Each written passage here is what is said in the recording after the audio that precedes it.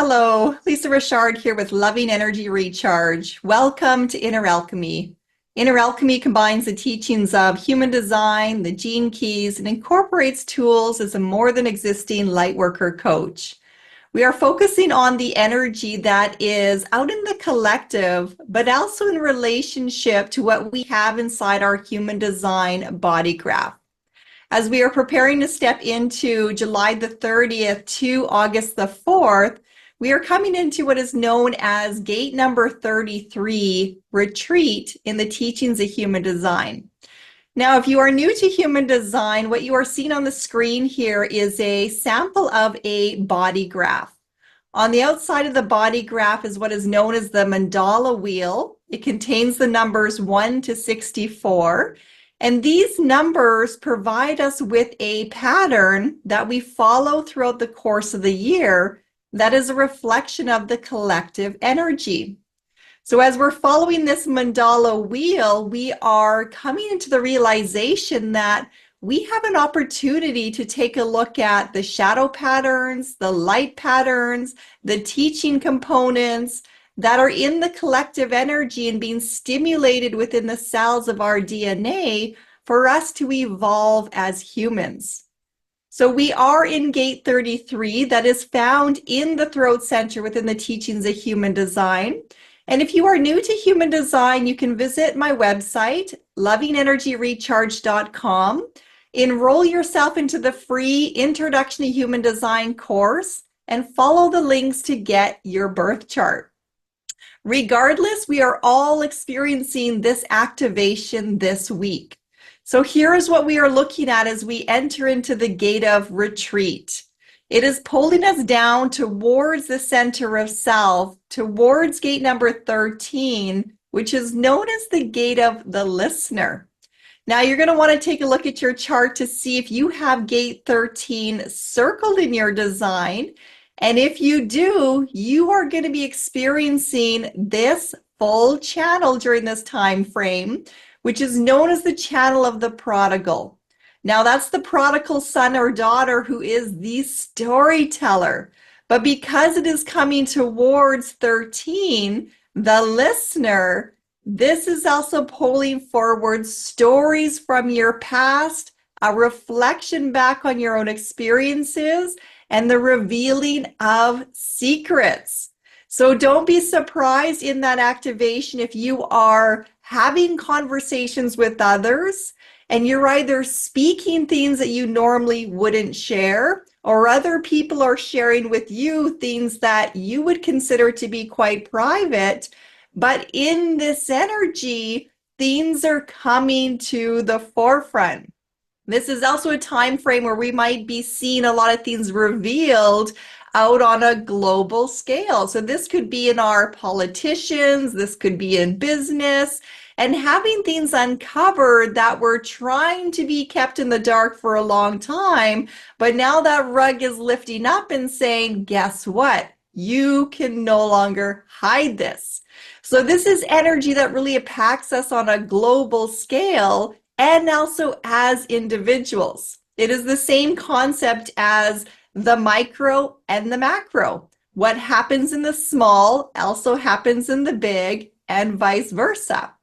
So we're also in part of what is known as the ring of trials. And when you are going through a series of trials, a pattern, we always repeat the same lessons over and over and over again until we learn what it is we are here to learn. So in this beautiful activation in gate 33 retreat, this is a time to step back.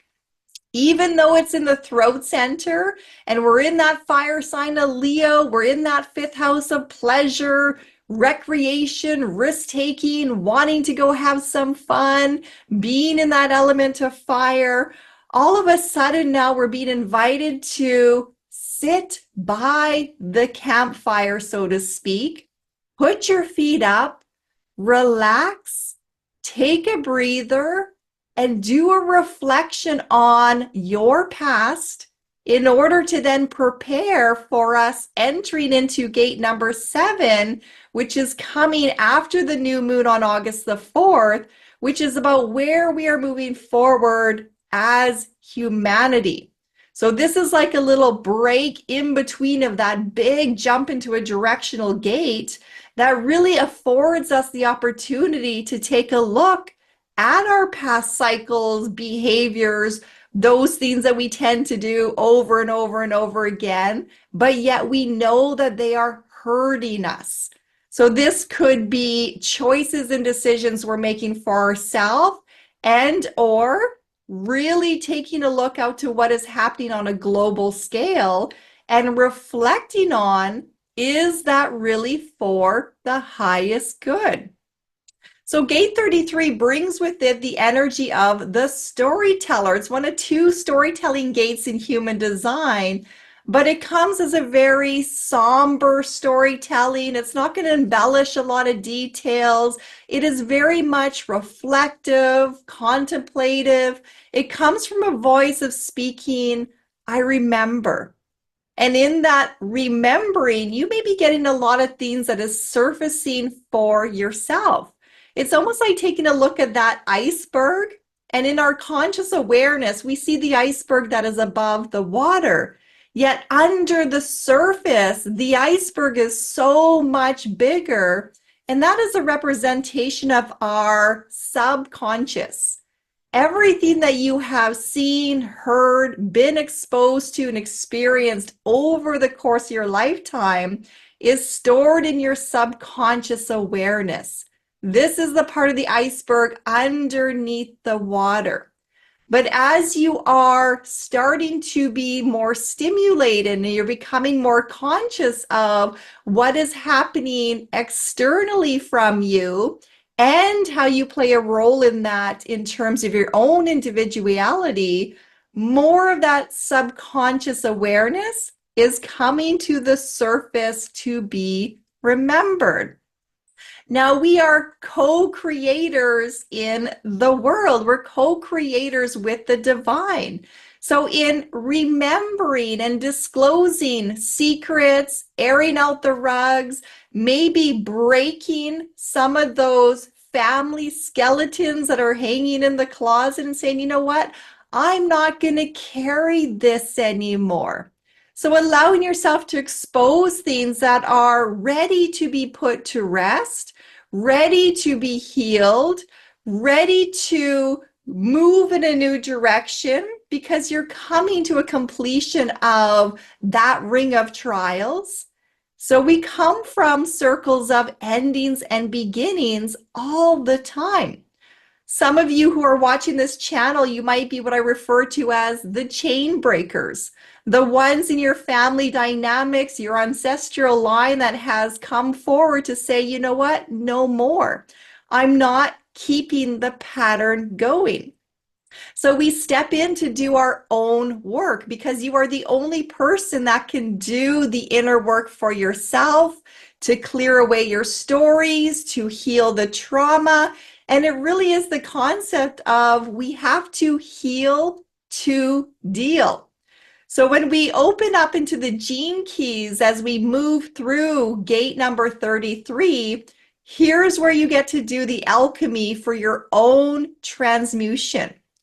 We are introduced to the shadow of forgetting, the dilemma of attention, which is our learning lesson here, the gift of mindfulness, and the Sudi, which is the highest divine essence of revelation.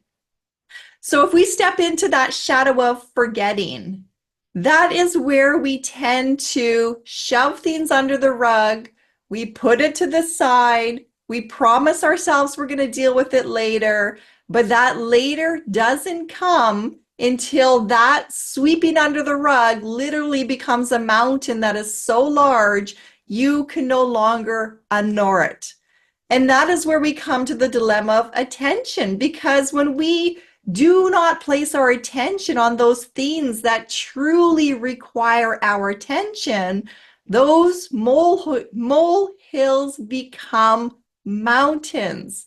It takes a lot more effort to deal with things after procrastinating to the extent where they're now fires to be put out, instead of dealing with them when they were just starting to simmer and just starting to feel uncomfortable and just starting to be a bit of an irritant.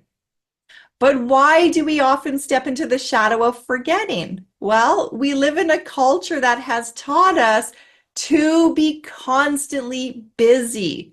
We are seeking stimulation all the time. We live in a world of instant gratification. We don't know what it's like to be bored any longer. But when we rob ourselves of those opportunities to literally sit and do nothing, it is only during those times where you actually get to feel how your body is doing, to check in with your nervous system, to check in with your breath, to check in to say, you know what, how am I feeling in all this energy? Or maybe even to get a glimpse of your calendar to really get a visual of, do I have realistic expectations in my schedule? And I know when I was really busy in the mainstream world, I was a master at the calendar and I was a master at planning, and I was so proud of myself for juggling all these complex tasks. And I was great at my job, but in my own reflections and in my own retreat, there's probably a period of 10 years of my life that I really don't remember. And I don't remember because life was so busy. I was operating on autopilot. I was doing everything I could just to get to the end of the day with a to-do list in front of me that was never ending, and a job that had so many moving pieces to it, but I never had enough time to apply to feel that sense of accomplishment to the task, because you're only surface dealing with things when your plate is so full.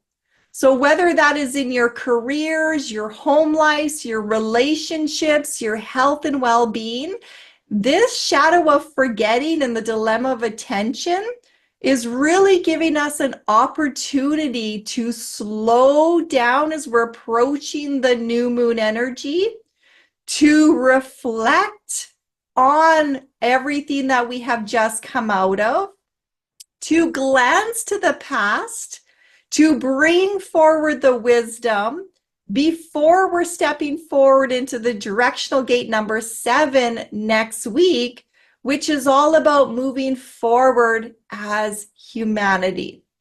So it's really looking at your own life and your own patterns to see what of the past do you want to continue to bring into your future moments, because it is in this present moment of where your thoughts are focusing on that is creating your future.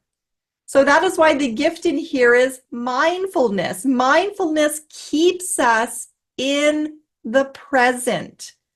When you slow down enough to be really present with what you're doing, here is where you can add the quality and the attention to detail and to really assess, is this the best use of my energy, my life force, my time and my attention? Or are you trying to do something that is not yours to control? So mindfulness also links us back to responsibility. This takes us back to last week when we talked about the power of our choices, the shadow of arrogance, where sometimes we have that arrogance of, I know what is best for another, but really it is our own comforts that we're trying to meet, or our own opinions that we feel are the right ones. And then we have to step back into that concept of being humble enough to realize there are billions of perspectives and opinions around the world. Why do we feel that ours is the one that matters, or it's the one that is right? Now, it's going to be right for you because it's the truth as you know it. So that's part of your own mindfulness. But we also come into the respect of it is not our job to interfere with anybody else's life plan. It's not our job to remind others of things that they are forgetting. It's not our job to pay attention to the details that are going wrong in everybody else's life when we're not willing to look at our own and handle all our own details to get our lives in order. So a lot of times this distraction energy will pull you out of that gift of mindfulness, of staying present, and it'll have you dwelling on the past and looking at everything that has gone wrong or all the secrets and the things that you're afraid are going to creep up to you and be exposed in this time, where maybe you're here to look at those things, to really get clear for yourself if it even matters, to question why am I so worried about that? Why am I so invested in somebody else's life and somebody else's outcome? And why am I exhausting myself claiming responsibility for things that are out of my control? So that brings us to the study of revelation. Revelation is like having those aha moments where it finally clicks.